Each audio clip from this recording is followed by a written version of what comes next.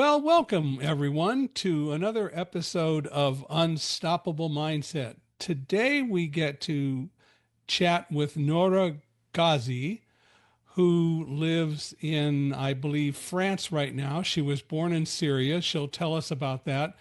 And she has had an interesting life, and I would say a life that has had lots of challenges and some treachery along the way, but we'll get to all of that. And I will leave it to her to describe most of that. But I just want to tell you all we really appreciate you being here and hope you enjoy the episode. So, Nora, how are you? Thank you, Michael, for having me in this great podcast. I'm doing well. Well, there you go. Well, why don't we start? I love to start this way. Why don't you tell us kind of about the early Nora growing up and so on, where you grew up, what anything you want to talk about regarding being a younger person and all of that, and however we want to proceed, we'll go from there. Okay, so since I was a child, my childhood wasn't like normal, like all the kids at my age, because my father was like a leader in opposition party against the previous Syrian regime. Yeah, So you were he born in was. Syria.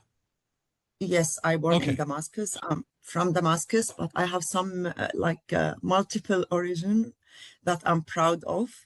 But yes, I'm from Damascus. So since I was 5 years old, my father was disappeared, and because he was wanted with other like fellows at his party and other, let's say, alliance parties of opposition against the previous regime. So he disappeared for 6 years. Then he was detained and transferred to what was named the Supreme Security State Court.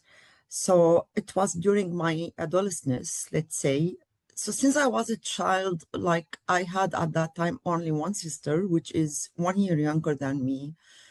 We were moving a lot. We had no place to live. So my mother used to take us each few days to stay at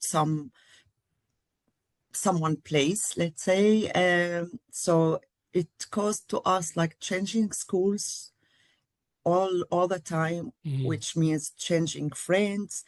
So it was very weird. And at that age, okay, I knew the words of like cause, the words of leader or dictatorship.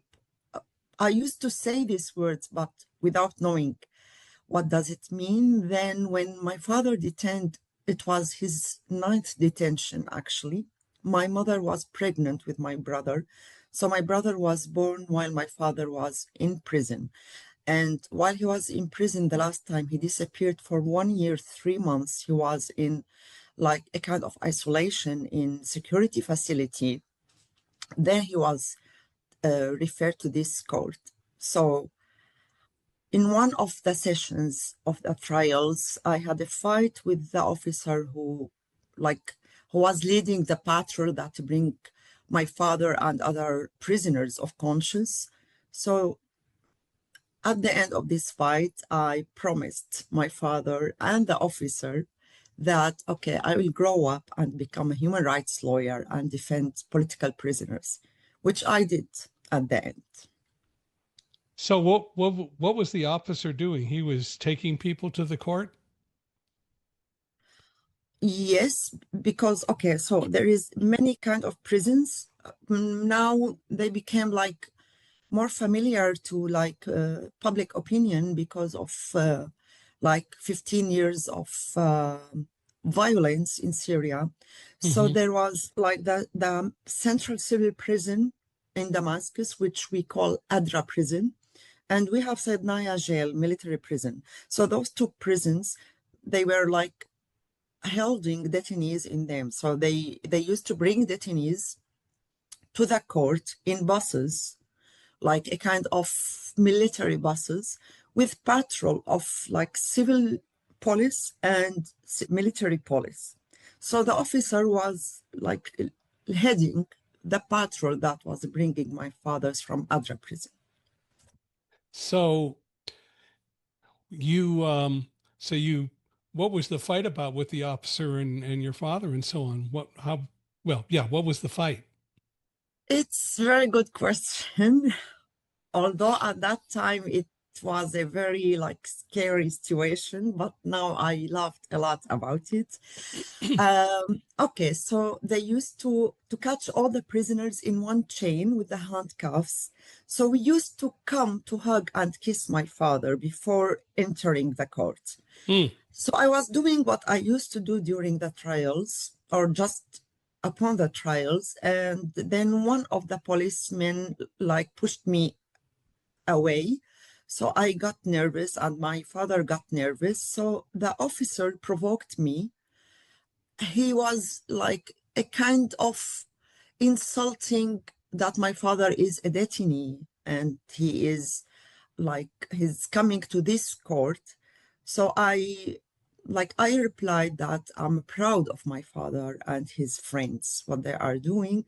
So he somehow he threatened me to detain me like my father. And at that time I was very angry and I cursed the father Assad just in on the like in the door at the door of the court, and there was people and like all the policemen like they were just pointing their weapon to me, and there was some moments of silence. Then they took all the detainees into the court. So at this moment, while I'm entering the court behind them, I said, I will grow up and become a human rights lawyer to defend political prisoners. What did the officer say to that? Because they used to look to us as because we were against Father Assad and the dictatorship. So they used to see us, even if we are kids, as enemies. Hmm. Yeah. So the officer, but he didn't detain you because I you was didn't. only 13 years. Yeah. Okay, they used to arrest the kids, but they didn't. So did the officer react to your comment? You're going to grow up to become a civil rights lawyer? He was shocked, Was he? um, but I don't know if he knew that I become a human Yeah. rights lawyer at the end. Yeah, And meanwhile, what did your father do or say? he was shocked also, but he was very proud, and Hmm. until now he like every time because I'm also like very close to his friends whom I used to visit in prison. Then I became a human rights lawyer, and I was the youngest lawyer in Syria. I was only 22 years old when I started to practice law. So during the revolution in Syria, which started in 2011, some of his friends were detained, and I was their lawyer also. So I'm very close to them. So until now, they remember this story and laugh about it because no one could curse or say anything not good about Father Assad or the family, even in secret. So it's still like very funny, and I'm still like stuck somehow in like in this career and the kind of activism I'm doing because just I got angry of the officer Hmm. 30 years ago. So at that moment I've decided what I will be in the future. So Hmm. I'm just doing it. Well, and from everything I've read, it sounds like you do a good job. I cannot say it's a job because Well, usually you do a job, you get paid for your job, you go at a certain time and come back at a certain time, you do certain tasks. But for me, it's like a continuing fight, a non-violent fight, of course, for dignity, for freedom, for justice, right. for reveal the truth of those who were disappeared and got missing. So yes, until now I'm doing this. So I don't have the luxury to be paid all the time, or to have weekend, or to work until like a certain hour at night. I cannot say I'm enjoying it, but this is the reason why I'm still alive, because I Mm-hmm. have a motive to help and support other people who are victims to dictatorship and violence. So your father went into court, and what happened? He was sentenced at the end. He was sentenced to 3 years in prison. And it's a funny story, another funny story actually, because like the other detainees at that trial, it was only my father and other two prisoners who were sentenced to 3 years in prison, while other people, the minimum was 7 years in prison Mm. until 15 years in prison. So my mother and us, we felt like we are embarrassed and shy because, okay, our father will be released like in few months, but other prisoners will stay much longer. So it's something very embarrassing to our friends whom their fathers got sentenced to like more in Mm-hmm. prison. Did you ever find out why it was only 3 years? We don't know because it's an exceptional court. So it's up to the judge. And the judge at that time, like it's very similar to what is happening now and what happened after 2011. So it's a kind of continuing reality in Syria since like 63, which was the first time my father was detained. It was in 63, just after the what they called the 8 March revolution. So my father was only 11 years old when he was detained the first time Mm. because he participated in a protest. So it's up to the judge. It's not like a real court with like the fair trial standards. So it's only once the judge said the sentences for each one. So two prisoners got confused. They couldn't differentiate like which sentence to whom. So they asked like, again. So he forgot. So he said them again in different way. So it's something like very spontaneously, Yeah. very just moody, no any standard. Well, so did your father then serve the 3 years and was released, or what happened? He was released on the day that he should be released. He disappeared for a few days. We didn't know what happened. Then he was released finally. He came. We used to live with my grandma. So I was the one who opened the door and I saw just my father. So we knew later that, okay, he was moved again to a security facility because he refused to sign a paper that say that he will not practice any oppositional action against the authority. So he Mm. refused. Yeah. Well, I mean, I'm sure there's a continuing story. What happened to him after that? So he came home. He came, yeah, to my grandma. It was a big surprise, like full of joy, but full of tears as Yeah. well. And And you were after 16 now, right? I was, when he was released, I was 15. Yeah. Okay. Yeah. And my sister was 14. My brother was 2 years and a half. So for him, okay, the father is this person that Yeah. we visit behind bars every Monday, not this one who stay with us. So for him, it was weird. For my Yeah. brother, he was very like little kid to understand. Then my father went to see his parents as well. Then we came back to our apartment that we couldn't live more than a few months because my father was detained. So at this night, everything was very, very, very new. Like because before the 3 years, he was disappeared for 6 years. So there was Mm. 9 years We don't live with my father. Mm-hmm. So my brother used to sleep just next to my mom, actually my sister and me, but okay, we were like teenagers, so it's okay. So my brother couldn't sleep because why he kept asking why my father is sleeping with us while he's not with his friend at that place.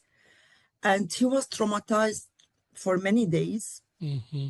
But usually when like a political prisoner released, usually like we have a kind of 2 3 weeks of people visiting the family to say, okay, it's good. We're happy for you that he was released. So the first 2 3 weeks were full of people and like social events, etc.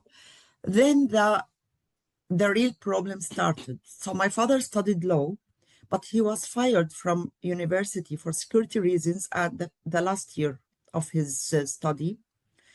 And as he was sentenced, so he couldn't work. My mother used to work, and so like suddenly he started to feel that okay, he's not able to work, he's not able to fulfill the needs of his family, he's not able to spend on the family. The problems between him and my mother started. We couldn't, as like my sister and me as teenagers, we couldn't really accept him. We couldn't see that he's the same person that we used to visit in prison. He was very Mm-hmm. friendly. We used to talk about everything in life, including the very personal things that usually daughters don't speak with fathers about it. But then he became a father, which we weren't used to it, and he was shocked also. So I can say that this situation, at least on emotional and psychological level, for me, it lasted for 15 years. I couldn't accept him very well, even my sister and the brother, and it happens to all like prisoners, political prisoners, especially Right. who spent long time in prison. So now is your father and well, are your father and your mother still alive or are they around? They are still alive. They Oh, are good. still in Damascus. And they're still in Damascus. Yes. How is, I guess I'll just ask it now. How is Syria different today than it was in the Assad regime? Like most of Syrians, and now we should differentiate about what Syrians we're Yeah. talking. So like those Syrians, like the majority of Syrians, and I'm meaning here, I'm sorry, I should be very direct now. The Arab Sunni Syrians, most of them, they are very happy. They are calling what happened in last 8 December that it's the liberation of Syria. But for other minorities, like religious or ethnic minorities, of course, it's almost the same. Mm. For me, I feel that, okay, we have the same dictatorship now, the same corruption, the same of like lack of freedom of expression. But the added that we have now is that we have Islamists who control Syria. We have extremists who control Syria. They intervene even in personal freedoms. They are like they are committing crimes against minorities. Like it started last March against Alawid, it started last July against Druze. Now it is starting against Kurdish. And unfortunately, the international community turning like or not turning like okay, they are okay with it because they want like their own interests, their own benefits. They have another crisis in the world to take care and to think about, not Syria. So the most important for the international community is to have a stable situation in Syria and to be like no kind of like no fight zone in the Middle East, and they don't care about Syrian people. And this is very frustrating for me Hmm. and those. who have the same beliefs that I have. So, in a lot of ways, you're saying it hasn't really changed, and only the faces and names have changed, but not the actions or the results. The faces and names, and most important, the sects has changed. So it was very obvious for me that most of Syrians, they don't mind to be controlled by dictator. They only mind what is the sect of this dictator, Mm. unfortunately. Well, yeah. Well, let's go back to you. So, your father was released, and you had already made your decision about what you wanted to be. How does school work over there? Did you go to what we would call a high school, or how does all that work? Yeah, high school. I was among the student who got the highest score in Damascus. I was the Okay. fourth one on Damascus when I finished. We call it like baccalaureate Mm-hmm. in Syria, which came from French. And I studied law, and I was also very like really hard study person. So I was graduated in 4 years. Actually, nobody in Syria used to finish studying law in Damascus University only in 4 years. Like some people stayed more than 10 years because Mm. it was very difficult, and it's different than like law college or law school or University of Law, depending on the country, than other countries, because we only like study law theoretically. We don't have any practice because we were thousands of students. It was the maximum university that include students. And I registered immediately in the bar association in Damascus, and I started because we have like a kind. It's similar to stage for 2 years, like under the supervision of another lawyer who was my uncle at the first. And then we have to choose a topic in certain domain of law to write a kind of book, which is like, it's similar to thesis, to apply it, to approve it, and then to have the a kind of interactive examination. Then we have the final graduated. So all of them, to be like a practice lawyer, it's around 6 years, a little bit more. So my specialist was in criminal law, and my thesis was about what we call the impossible crime. It was a complicated topic. I have to say that in Syria at that time, I'm talking about end of 90s, beginning of 2000. So we don't have any kind of study related to human rights. We, Mm-hmm. we, we weren't allowed even to spell this word, like human rights.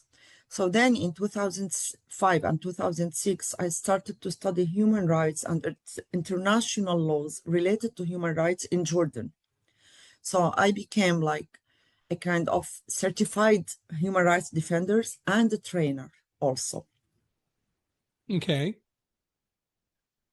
And so you said you started practice, you finished school and you started practice when you were 22. Yes, Okay. I'm curious, what what were things like after September 11th? Of course, we had the terrorist attacks and so on. Did any of that affect anything over in Syria where you lived? of course.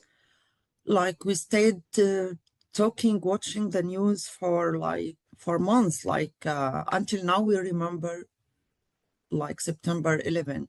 Mm-hmm. But I now when I remember, it was a shock. Usually for the Arab world or Arab people, like America is against the Arab world. So everything happened against it. It was like this was like, let's say 20, 30 years ago. Mm-hmm. Everything that caused any harm to America, they celebrated. Mm-hmm. So at that time, I was 19 years old, and okay, it's the first time we hear that a person who was terrorist do like is doing this kind in US, which is like a miracle for us. But then I started to think, okay, it's not an army. There are civilians. Those civilians could be against the policies of the US government. They could be like, this is not a kind of fight for freedom or for rights or for any like really like fair cause. This is a terrorist action against civilians. Mm-hmm. And then we started, I'm very lucky because I'm from very educated family. So we started to think about like, okay, Bin Laden and like Al-Qaeda, which we have a president from Qaeda now in Syria. Like you can imagine how I feel now. Like, okay, all the world is against Al-Qaeda, and they celebrated that the president in Syria is from Al-Qaeda. So it's very, it's really, it's not logical at all. But the funniest thing that happened, because like the name of Osama bin Laden was keeping on everyone tongue. So I have my oldest uncle, his name is Osama, and he lives in Germany for more than 40 years, actually. So my brother was a child and he started to cry, and he came to my mother and asked her, I'm afraid, is my uncle the same Osama? So we were laughing Mm. all, and we said, no, it's another Osama. This is Osama bin Laden, who is like from Qaeda, and Qaeda is like a terrorist group, etc. But like this unfortunate incident started to bring to my mind some like the concept of non-violence, the Mm-hmm. concept of that, okay, no civilian in any place in the world should be harmed for any reason, because we never been taught this in Syria, Mm-hmm. and mostly in most of countries. Like the word fight is very linked to armed fights, which I totally disagree with. Mm-hmm. Well, the when people ask me about September 11th and and so on, one of the things that I say is this wasn't a religious war. This wasn't a religious attack. This was terrorist. This was I put it in terms of Americans. These were thugs who decided they wanted to have their way with people, but this is not the way the the Islamic religion is. They're as peaceful and peace loving as anyone. And we really need to understand that. And I realize that there are a lot of people in this country who don't really understand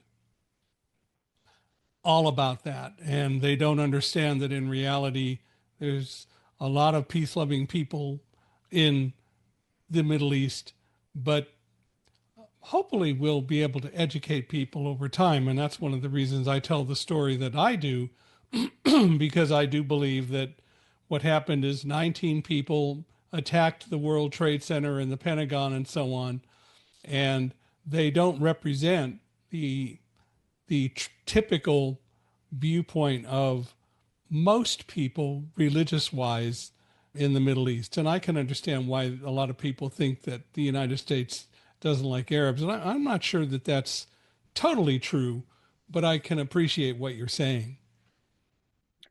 Yeah, I'm talking about specific communities actually, who they are like totally against Israel, and they believe that US is supporting Israel. So that's why they Yeah. have their like this like attitude towards US, and or like that US is trying to invest all the resources in the Middle East, etc.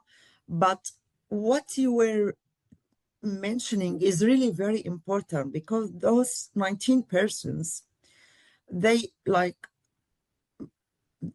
kind of they cause the very bad reputation for Muslims and Mm-hmm. for Middle Easterns, because for other people from other countries, other culture or other religion, they will not understand that, okay, that, as you said, they don't represent Muslims. And in all religions, we have the extremists and we have those peaceful persons who keep their religion as a kind of a direct connection with God. They respect everyone. And normally in Syria, most of the population like this. But now having a terrorist as a president, I'm not able to believe how there is a lot of Syrians that support him. Mm-hmm. Because when Al-Qaeda started in Syria at the beginning under the name of Jabhat al-Nusra, then Hayat Tahrir al-Sham, which al-Julani, who is now Ahmad al-Shara, was the leader, and he's the leader of the country now. Most of Syrians, especially the Sunni Syrians, were against these like terrorist groups, because the most harm they cause is for Sunnis in Syria, because all other minorities, they will think about every Sunni that he or she like believe and behave like those, which Yeah. is totally not true. Yeah. I hear you. Yeah, Well, so September 11th happened, and then eventually you started doing criminal law. And if we go forward to what, 2011 with the Syrian revolution, yeah. and so what was that revolution about? It was okay. It started as a reaction against detaining kids from school. Okay. Of course, like the Syrian people, including me, we were very affected and inspired about what was happening in Egypt and Tunisia. But okay, so the security arrested and tortured those kids in Daraa, south of Syria. So people came out in demonstration to ask for their freedom. And the security attacked those protesters with like with weapons. So Mm-hmm. couple of persons died. So then it was, it started to be like a kind of revolution, let's say. Yeah. The the problem for me, for a lot of people like me, that the previous Syrian regime was very violent against protesters. And the previous president, Bashar al-Assad, he refused to listen to those people. He started to like be separated from the reality. Mm-hmm. So this like much violence that was against us. Like I remember during some protest, there was not like small weapon toward us. There was a tank that bombing us as protesters, peaceful, non-violent, non-armed protesters. So this violence led to another violence, like a kind of reaction by those who defected from the army, etc.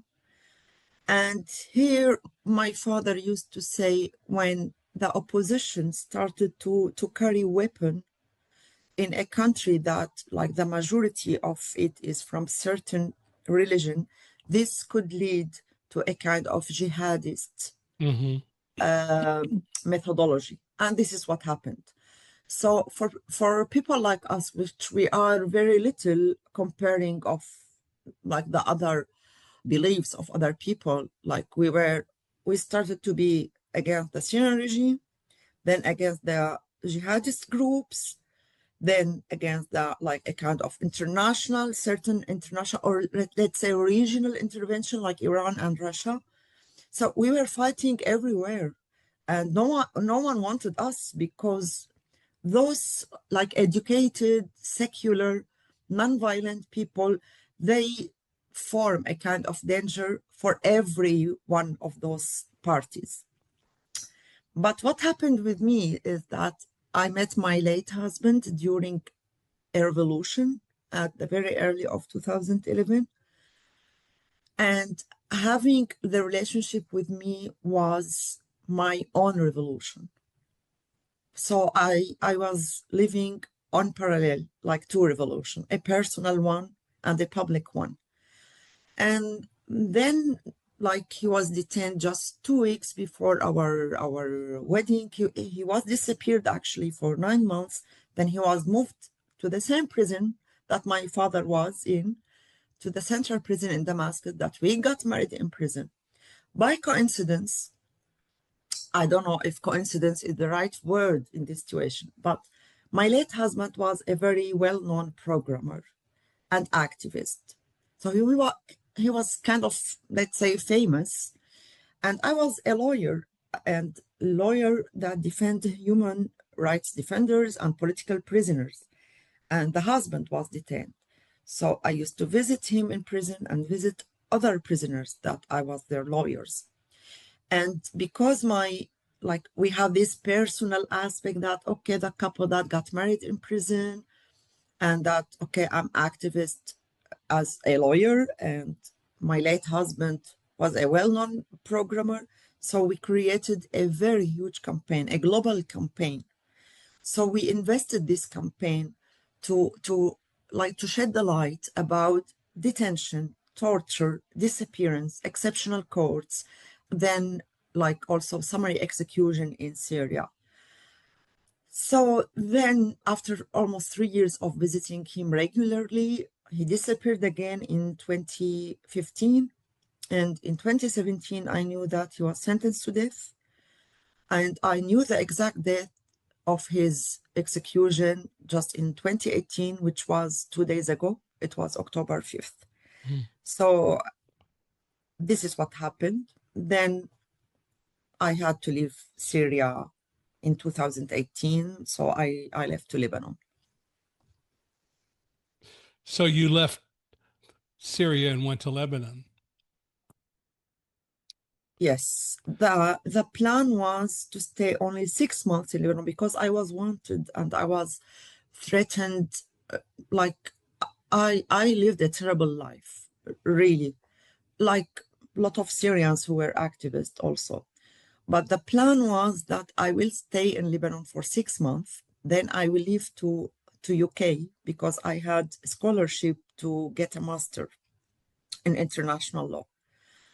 But only 2 months after I left to Lebanon, I decided to stay in Lebanon to establish the organization that I'm leading until now, which was a project between my late husband and me. Its name is No Photo Zone. So it was a very big decision, but I'm not regrets. You practiced criminal law, you practiced human rights, you visited your fiance, as it were, and then your husband in prison and so on. Wasn't all of that pretty risky for you? Yes, very risky. I lived under different kind of risks. Like, okay, I have the risk that, okay, I'm doing my activism against the previous regime publicly, because I was co-founder of the first family or victim association in Syria, Families for Freedom. So we were doing a kind of advocacy in Europe, and I used to come back to Syria. So I was under this risk, but also I was under the risk of going to prison, because the way to prison and the prison itself were under bombing.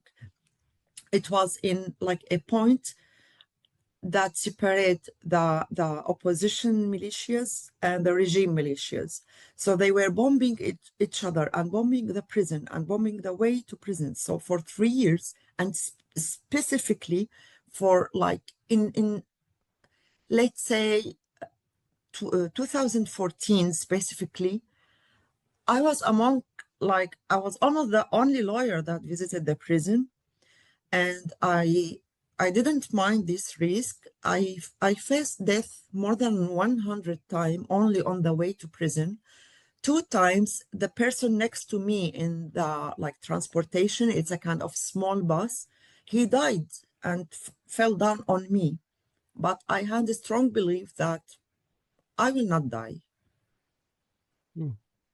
and I'm Why, not. why do you think that they never detained you or put you in prison? Do you have any thoughts? I had many arrest warrants against me, but each time there was something that solved it somehow. So the first couple of arrest warrant, actually, when my late husband was detained, he made a kind of deal with them that okay, he will give all the information, everything about his activism. In return, they canceled the arrest warrant against me. Hmm. Then, literally until now, I don't know how it was solved. Like I had to sleep in garden with my cat for many nights. I spent couple of months that I cannot go to any like to family house or to friend house because I will cause problem for them. My parents, my brother and sister, and even like my sister ex, until like just 3 months before the fall of the Syrian regime, they were under investigation by the security, a lot of harassment against them. So, but I don't know, like I'm survived for a reason that I don't really realize how. Wow. It certainly is pretty amazing. Did you ever write a book or anything about all of this? I used to write always. The only book, like let's say literature or emotional book, it was about love in prison. Its name is Waiting. And I wrote this book in English, and Basil, my late husband, translated it. Sorry, Hmm. I wrote it in Arabic, and Basil translated it into To English English. in prison. So it was a process of smuggling the poems in Arabic and smuggling them in English again out of the prison. And we published the book online just after Basil's disappearance in 2015. Then we created the hard copies, and I did the signature in Beirut in like early 2018. But like it's online, and it's a very like light book, let's say, very romantic. It's about love in prison. I'm really keen to write again, like maybe a kind of self-narrative or about the stories that I lived and I heard during my journey. Unfortunately, like to write needs like this a little stable situation. But I did write many like legal or human rights book Hmm. or like guides or studies, etc. Now, is Waiting still available online? Yes, it's still available online. Okay.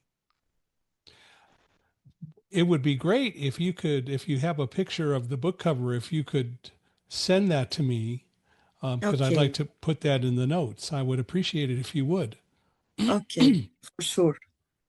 But anyway, so the company you founded, what is it called? It's a non-government, a non-profit organization. Its name is No Photo Zone. And how did And you come up with that name? it was Basil who came up with this name because our main focus is on prisoners of conscience and disappeared. So for him, it was that, okay, those places that they put disappeared in them, there is no cameras to show the others what is happening. So we should be the like in the place of cameras to tell the world what is happening. Hmm. So that's why no photo zone means that prisons or like unofficial detention centers because it's a no photo zone. Right. And No Photo Zone is still operating today? it's still operating. We're extending our work, although like we have a lot of financial challenges because of like funds issues. But for us, the main issue, we provide legal services to victims of torture, detention, disappearance, and their families. So we operate in Syria, Lebanon, and Turkey. We are a French woman-led organization, but we have registration in Turkey and Syria. And like in 7 years now, almost 7 years, we could provide our services to more than 3,000 families, who most of them are women, and they are responsible about kids who they don't have fathers. Mm-hmm. So we defend political prisoners, we search the disappeared, we provide the legal services related to personal and civil status. We provided the services related to identification documents because it's a very big issue in Syria. Besides, we provide rehabilitation, like full rehabilitation programs for survivors of detention or torture. And also advocacy, of course, it's a very important part of our work. Even with the lack of fund, we've decided in the team, because most of the team or all the team, they were themselves victims of detention or family members of victims, even the non-Syrian, because we have many non-Syrian members in the team. So for us, it's a cause. It's not like a work that we're doing and getting paid. So we're suffering this year with fund issues because there is a lot of change related to the world and Syrian issues which affected the fund policies. So hopefully we'll be fine next year, hopefully, and we're trying to survive with our beneficiaries this year. Mm-hmm. Yeah. Well, you started receiving, and I assume No Photo Zone started receiving awards, and eventually you moved out of Lebanon. Tell me more about all of that.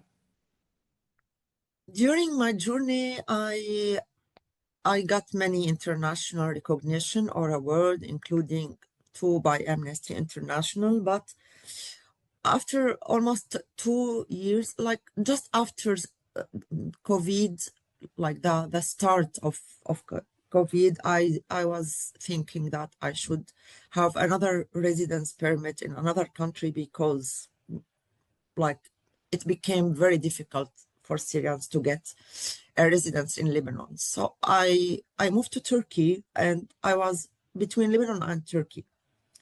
Then I got a call from the French embassy in Turkey telling me that there is a new kind of award, which is Marianne Award or Marianne program that initiated by the French president. And they it's for human rights defenders across the world, and they will give this award for 15 human rights defenders from 15 countries. And I was listening, I thought they want me to nominate someone. Then they told me that the French government are honored to choose you as a Syrian human rights defender. Mm. So it was a program for 6 months. So I moved to Paris with my cat and dog. Then they extended the program and to become 9 months. And at the almost at the end of the program, the both of Lebanese and Turkish authorities refused to renew my residence permit. So I had to stay in France to apply for asylum, and a political refugee currently. And so you're in France. Are you still in Paris? I'm still, yes, in Paris. Uh-huh. I learned French very fast, like in 4 months. Okay, I'm not perfect, but I learned French. So what did your dog and cat think about all that? Sorry, What did your dog and cat think about moving to France? they are French, actually. Originally, they are French. Oh, there you go. My poor dog had like he was English educated, so we used to communicate in English. Then when I was still in Lebanon, I thought, okay, a lot of Syrians are coming to my place and they don't speak English, so I have to teach him Arabic Then we moved to Turkish, so I had to teach him Turkish. Then we came to France. So now my dog understands more than 4 languages. Good for him. And of course your cat is really the boss of the whole thing, right? Of course, she Of is course. the center of the universe. Yeah. Yeah, Just ask like her, all she'll tell you. cats. And she's very white, so How she old acts. is how old is she? She is 14 years. Ah. She's old, yes. Well, I have a cat we rescued in 2015. We think she was 5 then. So we think that my cat is 15 going on 16. So, Oh, and she moves around and does very well. yeah, my cat as well. Yeah. Well, that's the way it should be. So, um, with all the things that you've been dealing with and all the stress, have you had PTSD? Yes, I started, of course, like it's the minimum actually. I have PTSD and STSD, and I started to feel, or let's say I could know that what is happening with me is PTSD 2 years ago. Before, like couple of months before, I started to feel like something unusual in my body, in my mind. At the beginning, we thought there is a problem in the brain. Then the psychologist and psychiatrist said that it's a huge level of PTSD, which is Mm, like the minimum, and like we should start the journey of treatment, which is like the behavior treatment and medical treatment as well. Like some people could stay 10 years, some people need to go to hospital. Uh, it's not the best thing, but sometimes I feel I'm grateful that I'm having PTSD because I'm able to deal with people who are in the same situation. I could feel them, understand them, so I could help them more because I understand. And as a human rights defender and like victim of a lot of kind of violations, so I'm very aware about the, like, let's call it the first aid, the psychological first aid support. And this is helpful somehow. Okay, I'm suffering, but this suffering is useful for others. hmm. Well, and clearly you are at a point where you can talk about it, which says a lot because you're able to deal with it well enough to be able to talk about it, which I think is probably pretty important, don't you think? Yeah, actually, the first time I talked about it very publicly in a conference in Stockholm, it was last October. Mm, And then I thought it's important to talk about it. And I'm also thinking to do something more about PTSD, especially the PTSD related to prisons, torture, etc., this kind of violations, because sharing experience is very important. So I'm still thinking about a kind of certain way to like to spread my experience with PTSD, especially that I have a lot of changes in my life recently because I got married again, and even the good incident that people who have PTSD, even if they have like good incident, but it caused a kind of escalation with yeah, PTSD. yeah. But you got married again, so you have somebody you can talk with. Yes, I got married 5 months ago.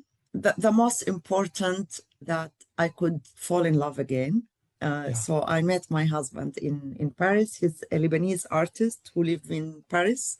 Hmm. And yeah, I have a family now. Like we have now 3 cats and a dog, and us as couple. But it's very new for me, like this kind of marriage, that Yeah. a marriage which I live with a partner, because the marriage I used to is that visit the Yeah. husband in prison. So yeah, And I'm getting used to it. and just as always, the cat runs everything, right? Yes, of Yeah, of course. course she does. So tell me about the Freedom Prize in Normandy. Oh, it was like one of the best thing I had in my life. I was nominated for the Freedom Prize, which is launched by, usually there are like young people who nominate the nominees for this prize, but it's launched by the government of Normandy region in France and the International Institute for Human Rights and Peace. So among hundreds of files and like many kind of round of like shortlisting, there was me, a Belarusian activist who is detained, and a Palestinian photographer. Mm, So, like, just knowing that I was nominated among more than 700 person was a privilege for me. hmm. The winner was the Palestinian photographer, but it was the first time they invite the other nominee to the celebration, which was on the same date of liberating Normandy region during the Second World War. So I thought for a couple of days about what I will wear because I need to deliver a message. So I came up with an idea about a white dress with 101 names in blue. Those names are for disappeared and detainees in Syria. So like there was 7 persons who worked on this dress, and I had the chance to wear it and to deliver my message and to give a speech in a very important day that even like those fighters during the Second World War who are still alive, they came from US, they came from a lot of countries. I had the privilege to see them directly, to touch them, to tell them thank you, and to deliver my message in front of an audience of 4,500 persons. And it's like Yeah. I love this dress, and like this event was one of the best thing I had in my life. Do you have a picture of you in the dress? Yes, of I would course. Yeah. think you do. Well, if you want, would love to put that in the show notes as well, especially Okay. because you're honoring all those people with the names and so on. That would be kind of Yes. cool. Well, Okay. so Syria, you're saying in a lot of ways hasn't really changed a whole lot. It's still a lot of dictatorship oriented kinds of things, and they discriminate against certain sects and so on. And that's extremely unfortunate because I don't think that that's the impression that people have over here. Exactly. I had the chance to visit Syria, a kind of exceptional visit by the French government because as political refugees we're not allowed to visit our country of origin. And of course, like after 8 years and like out of Syria, after 6 years without seeing my family, of course I was very happy, but I was very traumatized. And I I came back to Paris in July 21st, and since that time, I feel I'm not the same person before Mm, going to Syria. hmm. I'm full of frustration. I feel that okay, I just wasted 14 years of my life for nothing, but hopefully I'm trying to get better because okay, I know like much of human rights violations mean that my kind of work and activism is more needed, Yeah. So unfortunately. you'll continue to speak out and fight for freedom. Yes, I continue and I will continue fighting for freedom, for dignity, for justice, for civil rights, and also raising awareness about PTSD and how we could invest even our pain for the sake of helping others.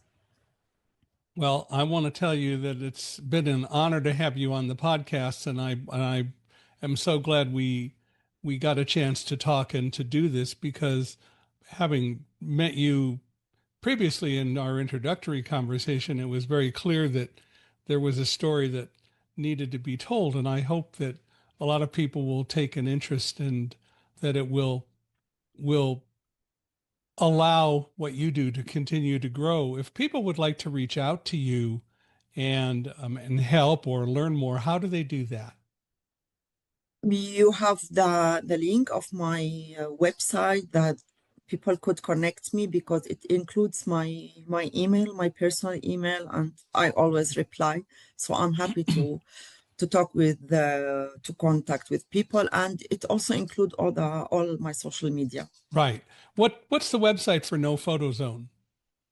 It's nophotozone.org. It's also NoPhotoZone.org. I thought it was, but I just wanted you to say it. I wanted you to say it.